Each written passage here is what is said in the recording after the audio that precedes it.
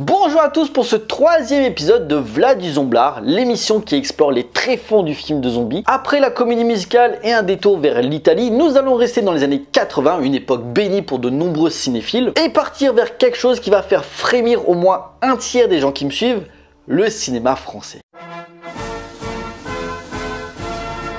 Ça va, c'est bon là. Quand on vous dit cinéma de genre et France dans la même phrase, clairement, en général, ça fait pas bon ménage. Malgré l'émergence de nombreux talents comme Pascal Laugier, Alexandre Aja ou plus récemment Julia Ducournau. Donc déjà de base, c'est compliqué. Si en plus je vous dis film de zombies à la française, c'est encore pire. Malgré quelques tentatives, correctes ou au mieux sympathiques, mais on va pas se le cacher, ça se compte sur les doigts d'une main. Cependant, si à l'arrivée des années 80, le genre zombiesque était, outre les États-Unis, exploité à fond les bananes, notamment en Italie, la France a voulu s'y essayer avec plus, en fait non, moins de succès, mais derrière la caméra, un cinéaste qui a eu le courage d'imposer sa vision du fantastique. Amateur de giclées de faux sang, de filles qui se déshabillent aussi vite que Lucky Luke tire sur son ombre, ou encore de revenants encore plus lents que ta mamie de 99 ans, vous êtes au bon endroit car Vlad du Zomblard.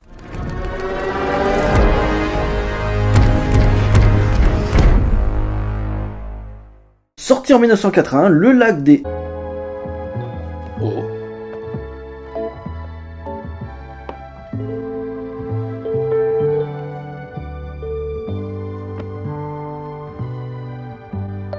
Et 1 minute 15 de film et déjà une femme à poil. Vous faites ce que vous voulez de ce détail. Ouais, je disais, sorti en 1981, Le Lac des Morts Vivants est un film d'horreur donc français, cocorico, et réalisé par Jean Rollin, et on va s'attarder un petit peu sur ce grand monsieur. Alors il y aurait beaucoup à dire et cette vidéo ne suffirait pas à lui rendre hommage, mais pour de nombreux spécialistes, quand on parle cinéma d'horreur en France, Jean Rollin est l'un des premiers noms qui vient en tête. Et a raison. Né en 1938 à Neuilly-sur-Seine, Jean Rollin est le fils de l'acteur Claude Martin et dès son enfance, il se passionne pour le cinéma après avoir découvert Captain Fracasse d'Abel Gance à 8 ans. À son adolescence, il dévore les films de monstres, notamment ceux de la Universal, le motivant à se lancer dans la réalisation. Après avoir tenté de devenir assistant réal pour le grand Luis Buñuel, il met en scène des courts-métrages, notamment durant les années 50, qui passent néanmoins inaperçus. Le tournant va arriver au début des années 60 avec la rencontre de l'autrice Marguerite Duras pour amener à une collaboration L'Itinéraire marin, un film que vous ne connaissez pas, parce qu'il n'existe pas, le projet ne verra jamais le jour. En fait, plusieurs boîtes de prod ayant vu le premier montage refusèrent de le distribuer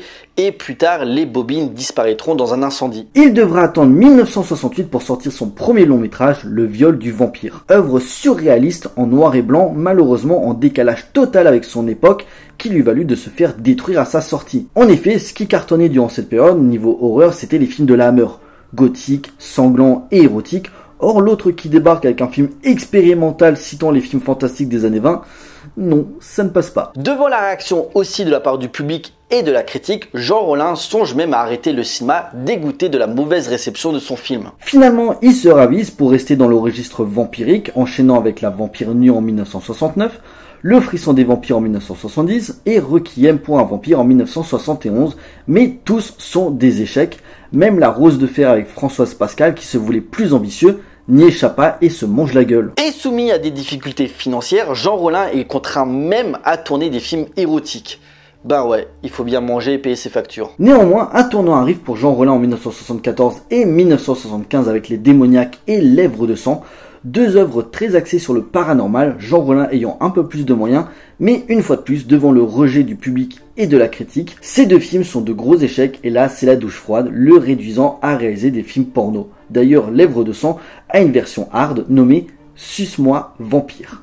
Charmant. Sous l'effet des contraintes fiscales rendant le X moins rentable, le cinéaste va petit à petit s'orienter vers la série B pour toucher un plus large public. Certes, l'horreur n'est jamais très loin, mais il va s'orienter vers d'autres genres comme la comédie avec Ne prenez pas les poulets pour des pigeons en 1985 ou encore le thriller avec La Nuit des traqués en 1980, lui permettant de tourner avec la star du X de l'époque, Brigitte Lahaie. Leur deuxième collaboration, puisqu'ayant déjà tourné ensemble dans ce que je considère comme le chef-d'œuvre du cinéaste en 1979, Fascination. Film érotico-horrifique où deux femmes, membres d'une secte, vont attirer un jeune homme dans un château pour s'abreuver de son sang. Fascinant dans cette poésie macabre, s'il y a une œuvre à garder de Jean Rollin, c'est bien celle-là. Il ne fera jamais mieux par la suite, alternant films érotiques et fantastiques, revenant par moments à sa spécialité, Les films de vampires avec Les deux orphelines vampires en 1997 et La fiancée de Dracula en 2002 jusqu'à son ultime long métrage Le masque de la méduse en 2010. Il décédera la même année d'un cancer. Avec des moyens limités et un casting non drainé de stars, Jean Rollin a su créer une œuvre qui s'apprécie davantage aujourd'hui en véritable conteur d'histoire amoureux du 7e art. Témoignant des peurs de son époque, le cinéaste y amène une connexion entre son cinéma et la société française,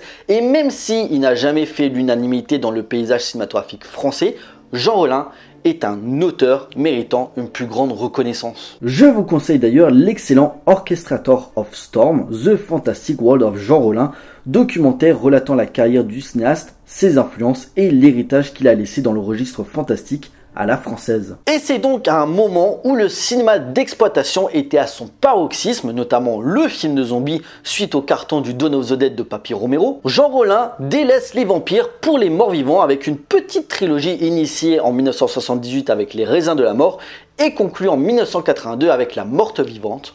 Le film du jour s'inscrit entre les deux. Quelques années après la fin de la Deuxième Guerre mondiale, un village rescapé est touché par une vague de meurtres de jeunes filles s'étant baignées ou rapprochées du lac des Maudits où reposent des soldats nazis. Sauf que ces derniers se réveillent d'entre les morts et sèment la terreur autour d'eux. Une journaliste et le maire étant au courant des événements passés décident de mener l'enquête. Éreinté par la critique, considéré comme l'un des pires films d'horreur français de tous les temps, Le lac des morts vivants fait depuis l'objet d'un culte auprès des amateurs de nanars. Bon, vu sa réputation, il ne faut pas oublier que le film devait être à la base réalisé par Jesus Franco qui, après 2 jours, quitte le tournage suite aux mésententes avec le producteur scénariste Marius Le Sœur qui réécrivait le scénario au jour le jour. Jean Rollin débarque sur le projet en mode « qu'est-ce que je fous là ?» et encore c'est juste le côté production car le tournage a été chaotique. C'est incroyable. La totalité de Faux Sang se résume à un seau rempli d'eau colorée.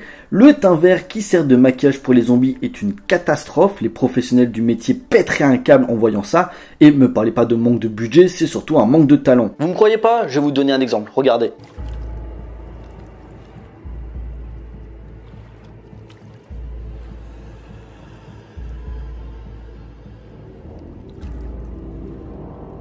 Vous voyez? Ça, c'est bien.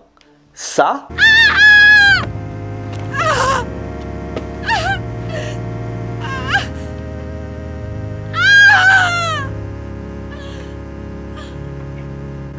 c'est de la merde. Sans oublier le pire, la caméra qui déconne et ne tourne pas à la bonne vitesse. Ce qui fait qu'entre l'image et le son, il y a un léger décalage. Au début, je pensais que c'était mon lecteur qui avait un problème, mais non, c'est le film. Pouvez-vous peut-être me donner des indications au sujet de ce lac? On l'appelle le lac des maudits.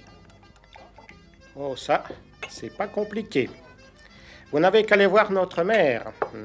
Il connaît vraiment beaucoup de choses sur la région. Pour les scènes de flashback, Jean Rollin ne disposant que d'un camion et de 8 uniformes, ça amène des faux raccords, mais pour accentuer le manque de budget, pour nous expliquer l'origine des zombies nazis, les scènes ont été tournées en plein été avec un magnifique temps. Or, par moment, lors des fusillades, il y a de la neige. Bon, vous allez me dire, vu le dérèglement climatique, je serais pas étonné de voir de la neige en juillet, mais non, ce sont des stock shots piqués d'un film de guerre produit par la boîte de production Eurociné pour combler les trous dans le montage. Économie de moyens, vous dis-je. Bon, niveau cohérence, on repassera aussi. L'action est censée se passer dans les années 50. Or, les villageois arborent des vêtements beaucoup plus modernes et roulent dans des modèles de Renault des années 70. Mais sinon, tout va bien. Elle a emmené le fantôme au moulin et tous les autres ont suivi. Une nonchalance technique frôlant l'amateurisme à plein nez. Pourtant, en dépit de tout ça, le lac des morts vivants s'éloigne tellement du bon goût qu'il en possède un certain charme. De par son décor, déjà, son atmosphère champêtre et bucolique amène à ce que cette petite communauté paysanne qui s'enferme dans ses occupations quotidiennes, le moulin, la forêt, le lac, voire la maison néo-gothique du maire, pourrait donner l'impression d'un film de zombies tourné dans le village d'à côté. Les femmes font leur linge tandis que les hommes se retrouvent au bar du coin. C'est cliché, mais ça apporte une ambiance bon enfant. La musique créée par Daniel White, compositeur attitré de Jesus Franco, mais qui a aussi œuvré sur la série Belle et Sébastien, y mêle une poésie envoûtante entre horreur romantique et beauté nanardesque, arrivant même à créer de l'émotion. En effet, une histoire d'amour s'est mise en place entre une jeune française et un soldat allemand. De cet amour va amener Anouchka, fruit de leur amour, qui n'est autre que Anouchka la sœur, la petite fille du producteur. De fait, quand l'orpheline retrouve son père zombie, les retrouvailles sont assez touchantes, surtout qui la protège des autres zombies. Ce qui provoque un affrontement de zombies aussi jouissif que si deux chats faisaient du catch. Ouh, ce caramel sur Jules Plisson. Terrible plaquage de Lowe's. L'action se poursuit, mais je peux vous dire que Maestri est venu au soutien de son ouvreur parce qu'il s'est fait, mais alors, désossé. Bon, niveau acting, à part Howard Vernon, dont la carrière n'est plus approuvée, ayant été dirigé par Jesus Franco, Fritz Lang, Jean-Pierre Melville ou encore Jean-Luc Godard, excusez du peu, essayant tant bien que mal de jouer correctement malgré le matériau de base qui est juste à la ramasse. Entre Anouchka qui récite ses textes comme si elle était devant un tableau en classe, punaise c'est quoi ce regard, on se croirait dans un film de Lucio Fulci sans le talent qui va avec. L'acteur qui joue Shanak qui en fait des caisses, sans oublier les villageois aussi talentueux qu'une moule invariée. Bref, c'est collector. A noter l'apparition de Jean Rollin dans le rôle d'un des deux inspecteurs qui enquêtent sur les meurtres. On va pas se laisser faire. Ouais, oh l'isolant, finissons-en. Vous avez raison, oui. On va s'en débarrasser. Maintenant, ça suffit. Moi, je viendrai. Vous en avez assez, hein? Vous avez assez de cette bande de racailles. On va vous en débarrasser.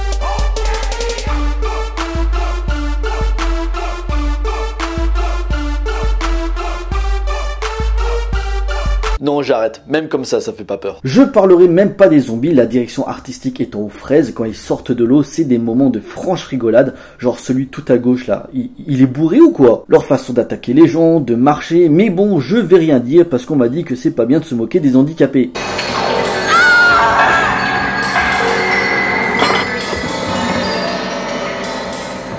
Au moins tout ça, ça donne l'occasion pour purifier cet apocalypse, de régler le problème par le feu et plus précisément... À quoi pensez-vous? Au napalm. Et puis, comme dit, si l'horreur est assez ridicule, vous pouvez au mieux vous rabattre sur les formes généreuses des comédiennes qui se déshabillent aussi vite que je change de calbut. On va dire que ça amène un petit côté exotique à l'ensemble, c'est déjà ça. Bon, Le Lac des Morts Vivants est un mauvais film. Je viens d'énumérer les nombreux défauts, sans oublier sa narration et son rythme inégal, voire incompréhensible. D'ailleurs, Jean Rollin, pas satisfait du résultat, comme par hasard, a souvent, pour certains de ses films, utilisé un pseudonyme. Celui-là n'échappe pas à la règle, crédité sous J.A. Laser. Pourtant, dans le registre nanar, tous ces défauts s'apparentent à des qualités si on est friand de la zèderie assumée. D'ailleurs, Le Lac des Morts Vivants est l'archétype type des productions Eurociné, responsable des productions fauchées à la française, représentant tout un pan de l'exception culturelle française, souvent oubliée, et oui messieurs dames, auquel cette injustice doit être réparée. Un aspect maladroit ne manquant pourtant pas de charme et de singularité, remportant contre toute attente un joli petit succès relatif compte tenu du budget quasi inexistant, mais succès quand même, assez pour produire une suite 2 ans plus tard, et cette fois bien réalisée par Jesus Franco, L'Abîme des Morts Vivants, mais ça, c'est une autre histoire. Je conclurai sur une phrase de l'acteur Howard Vernon qui même lui savait qu'il jouait dans de la merde, je cite « Je me demande s'il y avait de la pellicule ou du papier hygiénique dans la caméra ». Bref, Le Lac des Morts Vivants est une petite perle du cinéma bis hexagonal à consommer sans modération, bien sûr pas seul, et avec de la bière, pizza et ta copine Marie-Jeanne, le cocktail parfait pour une bonne soirée.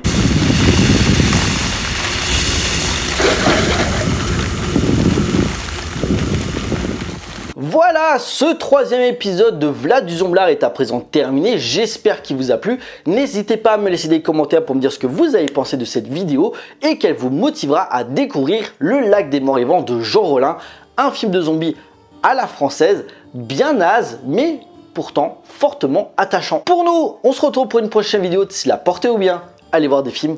Ciao!